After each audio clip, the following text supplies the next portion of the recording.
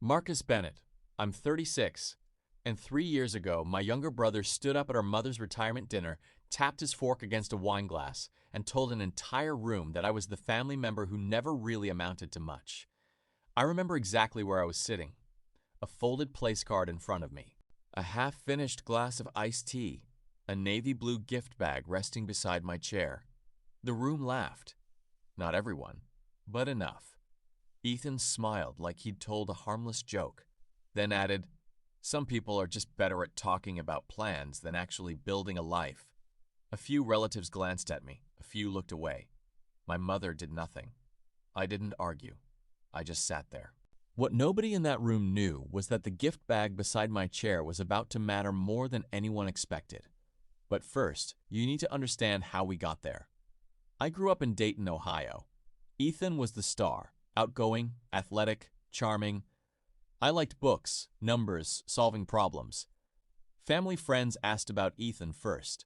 I came as an afterthought, if I came up at all. When Ethan started his construction company in his 20s, my parents talked about it for months. When I became a financial analyst, nobody asked a single question. I told myself people just valued different things. But the pattern never broke. Every holiday became an update on Ethan. Every accomplishment of mine evaporated the second it was mentioned. He wasn't cruel, exactly. He just assumed he mattered more, and everyone quietly agreed with him. At 33, I left my corporate job and started a financial consulting business. Nothing glamorous. A small office, long nights, spreadsheets, struggling companies I helped pull back from the edge. Slowly it grew. Then it grew again. By 36, I had clients in several states and 6 employees, and I was doing better than I'd ever imagined. I rarely mentioned it, partly privacy. Partly because no one ever asked long enough to make it worth bringing up. One Christmas my aunt asked what I did all day. Before I could answer, Ethan laughed and said, "Spreadsheet magic."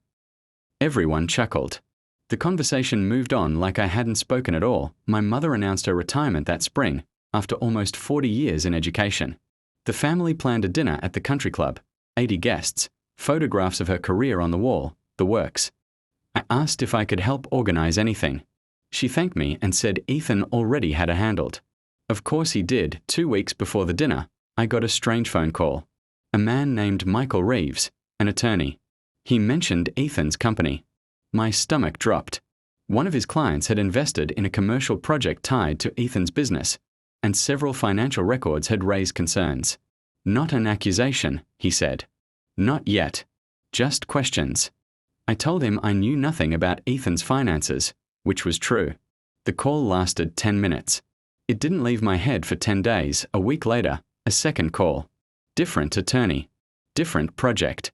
Same concern, in different words. I sat at my desk afterward, certain that something was moving in the background, and that Ethan had no idea it was coming for him. The dinner arrived on a Saturday in September. White tablecloths, soft lighting, my mother glowing under the photographs of her career. For a while, it was everything it was supposed to be. Then the speeches started. Co-workers, friends, my father. Then Ethan stood up. He opened with our mother. Warm, generous, exactly right. Applause. And then he pivoted. "The funny thing about families," he said, smiling at the room, "is that not everyone develops at the same speed." A few people laughed before they understood where it was going. Then it went there. The comment about never amounting to much. The line about talking instead of building. Joke after joke, each one polished just enough to look like affection instead of what it actually was. A public accounting of exactly where he believed I belonged. I looked at my mother. She studied her plate. I looked at my father. He found somewhere else to look. And that's when something shifted in me. Not hurt anymore, clarity. People who feel secure don't need an audience to confirm it. I took a sip of iced tea and waited for him to finish. He sat down to applause. Polite applause. The kind people give when they want a moment to be over. A few minutes later, a club employee walked to our table and handed Ethan an envelope. His smile vanished before he'd even opened it. Confused, then pale. He read the first page. Then the second. The attorney had finally filed.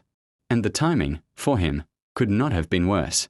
The papers were formal notices tied to a civil investigation into several of his business transactions. Nothing criminal, not at that stage, but serious. Investors wanted records. Questions needed answers. And he'd just been served, at his own mother's retirement dinner, in front of 80 people. His wife read over his shoulder. Her face changed too. Within minutes, the whispers had started at the surrounding tables. My father leaned over and asked if everything was okay. Ethan forced a laugh. Just business stuff. Nobody believed him. About 20 minutes later, an older woman named Sharon, a former colleague of my mother's, walked over and asked how my consulting business was doing. I answered, the way I always did, briefly. Then she said, "Lucky for your clients you understand financial records. My son worked with one of the companies you helped last year, said you practically saved them." A few nearby guests overheard. Someone asked what she meant. She told them. Then someone else added a story. Then another. A manufacturing company. A non-profit. Jobs that had been saved, problems that had quietly been solved, all while no one at that table had ever thought to ask. I barely said a word. I didn't have to. The room was doing the math on its own. On one side of the ballroom, Ethan was trying to explain legal notices to people who no longer looked convinced. On the other, a small crowd was discovering, in real time, that I'd built something real while everyone assumed I'd built nothing at all. An hour earlier he controlled the room. Now he couldn't, because attention follows reality eventually, no matter how long appearances manage to hold it off. The dinner ended a little after 10. As I gathered my things, Ethan walked over, and for the first time all night he looked unsure of himself. "I guess you've been pretty busy lately," he said. Not an apology. Not even close. Just the first honest sentence he'd said to me in years. I glanced at the envelope still in his hand. "Apparently we both have been," I said. He didn't answer. I picked up the blue gift bag and walked out. My mother caught me in the parking lot. She stood by my car for a moment in the cool, quiet air, so different from the noise we'd just left. "Finally," she said. "I should have stopped him." I nodded. She didn't explain herself, didn't defend him. For once, she just let it sit there, true. In the weeks that followed, the investigation into Ethan's business widened. Investors pulled out. The project stalled. Lawsuits came, then settlements. The company survived, barely, and its reputation never really did. My own business kept growing, new clients, new contracts. But none of that felt like the win. The real one happened in that ballroom, not because Ethan got embarrassed, not because an envelope landed at the worst possible moment, but because I finally stopped needing people who'd never bothered to know me to tell me who I was. That changed everything that came after. My family relationship became different, healthier in some ways, more distant in others. Boundaries where there used to be expectations. It brought more peace than I expected. A year later, I bought a house with a small office that looks over the backyard.